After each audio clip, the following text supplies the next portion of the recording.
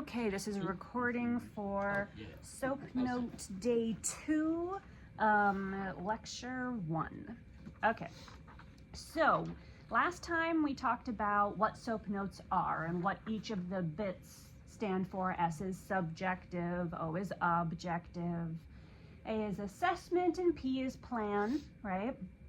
And we practiced writing an imaginary soap note. And we talked about why we write soap notes, right? To communicate and all of that stuff, have a record, all of that good stuff. But there's more to getting the information you need to write a good soap note than just knowing what all the pieces are, right? Before we get any further, did anybody have any questions about like what goes in what part? Pretty clear? Okay. So you have to be able to collect meaningful data, right, in order to write your soap note. And what that gets into is starting to build assessment skills, right? So even if you spend your entire career in spas and like royal treatment, luxury services, all clients are people. All people have health histories. You need to be able to do good assessment work, right? So if you can't tell the difference between a plain old vanilla calf cramp and like red flags for deep vein thrombosis, that could be a problem. Because anybody can have that, and they're probably not coming to you because they have deep vein thrombosis. They're coming to you for a relaxation massage, and they just happen to have deep vein thrombosis, right? So screening for these things is important. And we also want to make sure, are we really clear on the difference between assessment and diagnosis? You probably have covered that somewhat in ethics as well, but let's just go over it, right, real quick. Basically, what a diagnosis is the official label for a condition which can be billed, has official treatment protocols, and is like, they're reasonably certain that this is the thing that's going on, and they can proceed with approved treatments, right? So if you are diagnosed with cancer, there's things like surgeries, chemotherapy, radiation therapy. These things have insurance billing codes. They have approved methods of transmission, and these are all, and you're not going to get any of those things until you have an official diagnosis stating this is the label for your thing, right? Versus an assessment. An assessment is the process that you use to gain information. So you as a massage therapist, or we as massage therapists, will do assessments, right? We will go through processes to gain information, and that information will guide our treatment protocol and our recommendations. But we cannot say, oh my God, you have cancer, right? We would actually be sued for diagnosing without a license if we did that. Or we can't say, I think you have deep vein thrombosis. I think you have XYZ. You seem to be having kidney failure, right? Like, we can't say those things because we don't have MRIs, we don't have blood tests, we don't have, we're not going to take a blood sample and look at it under a microscope. We're just looking at external signs and symptoms. And we are using an assessment to guide our treatments, right? Left shoulder or right shoulder. And we are also using it to screen for red flags. So we can say, okay, you have some red flags going on here. The pain that you're describing, like I had a client one time, I was aware that this particular client had a history much earlier, decades earlier in her life, of anorexia nervosa. And she came in with this sudden onset, extremely severe low back pain. And I'm like, okay, what were you doing? What seemed to set this off? And she said, I haven't been doing anything. My boyfriend was the one shoveling the driveway. Like, there's no reason for this back pain, basically. And so I'm like, okay, well, let's take a look. She, got on the table, and I came in and I started some assessment work. And there was nothing in the musculature that should be causing that much pain, right? I mean, low backs can be tight and stiff, but when something is in a severe spasm, you can feel it. It's like hard as a rock. And there was nothing there. And I'm like, I'm so sorry. I need you to get dressed and we have to end our session. There are some red flags here for kidney issues. And, you know, especially with that history of anorexia nervosa, that can lead to organ issues, especially kidney issues later in life.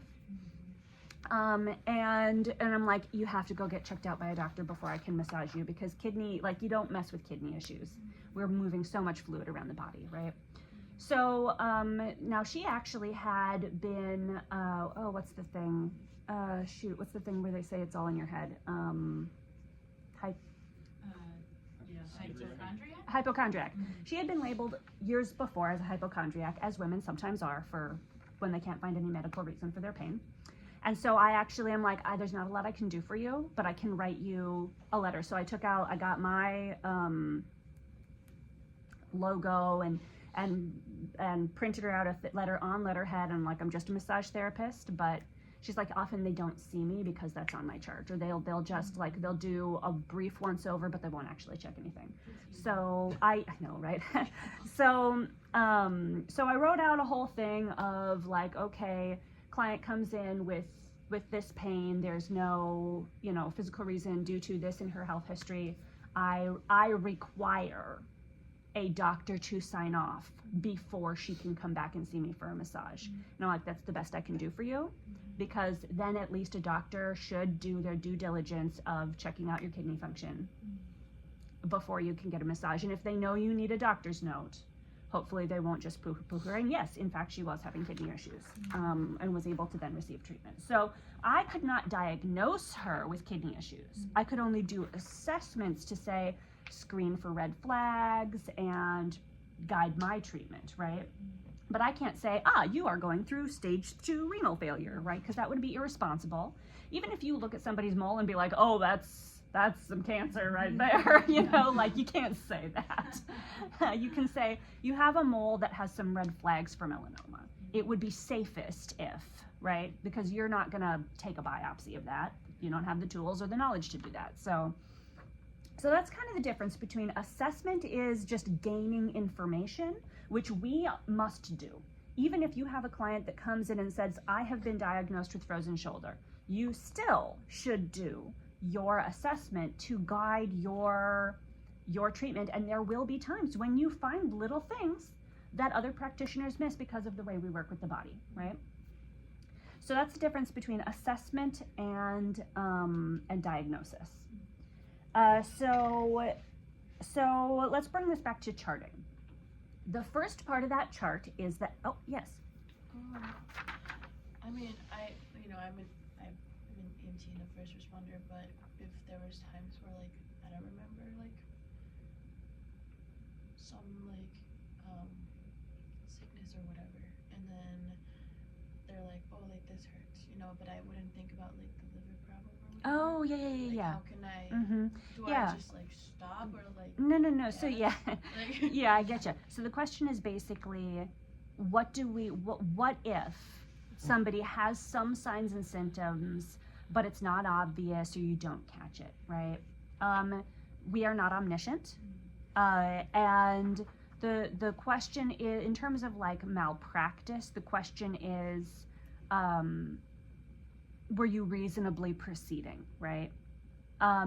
So if somebody comes in and they have something really obvious and you're just going to town digging in, any massage therapist might have been like, bold choice, you know? But if they have like just something like mid to low back pain and there's not a lot of other things, and you were proceeding in a way that like you're not a diagnosing professional, you're just doing your best over here, you know, ideally we would be able to catch everything.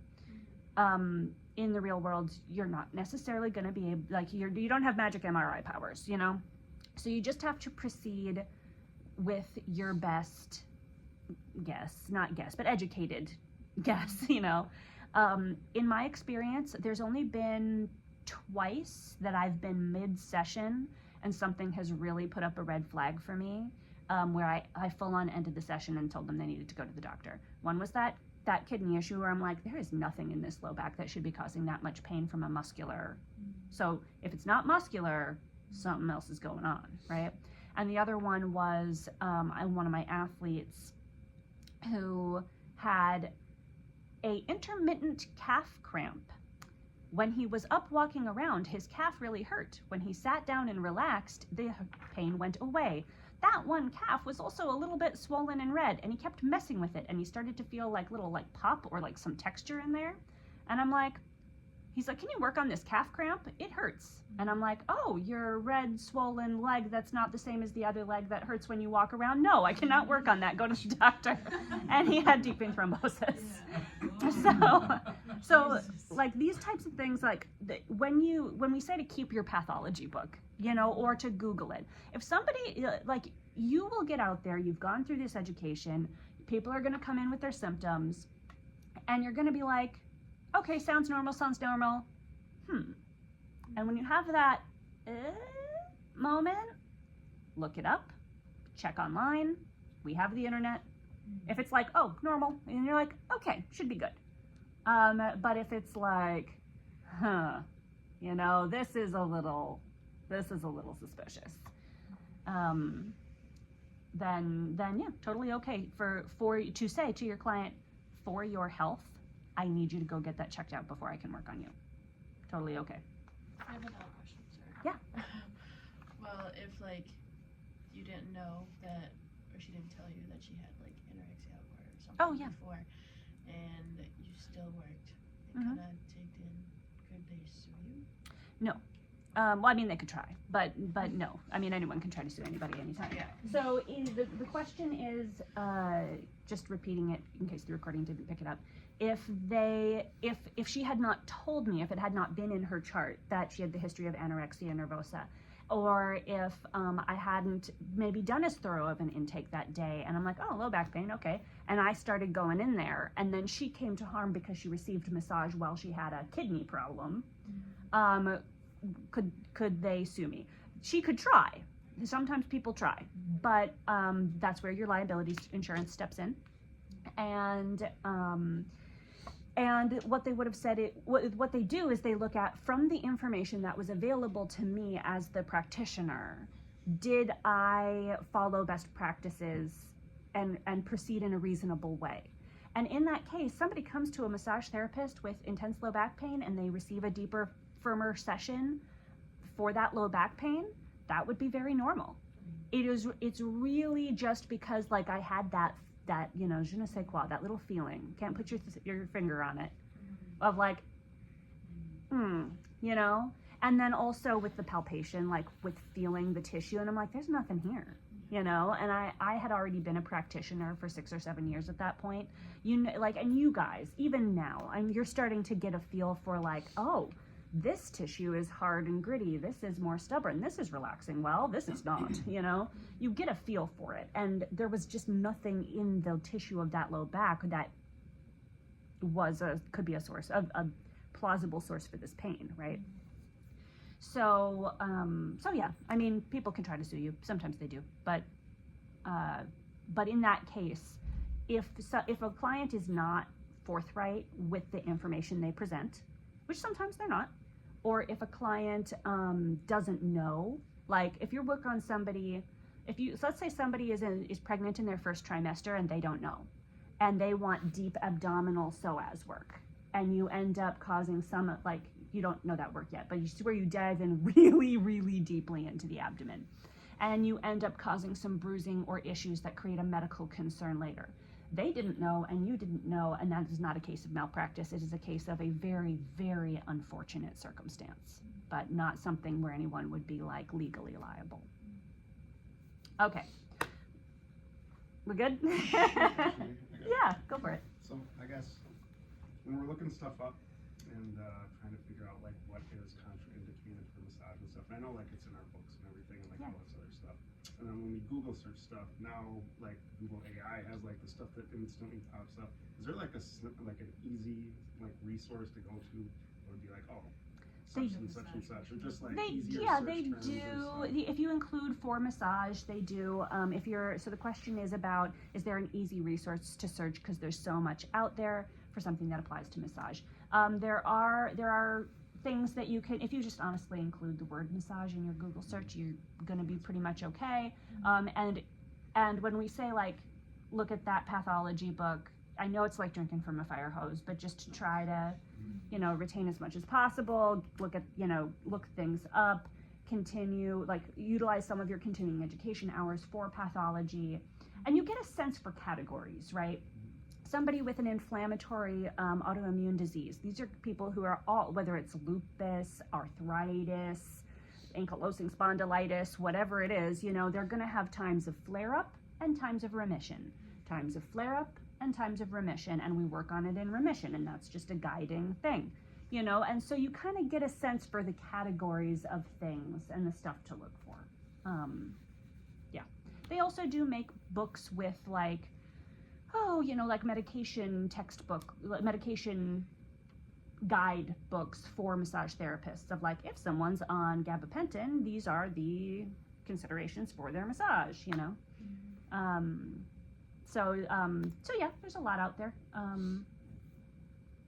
Nothing specific in terms of like, this is the gold standard, always go to here, pops to mind. But yeah, but I'm sure there are ones out there that are very good. All right, so this video is now about 16 minutes. I'm gonna stop it here and we'll start the next video in a second.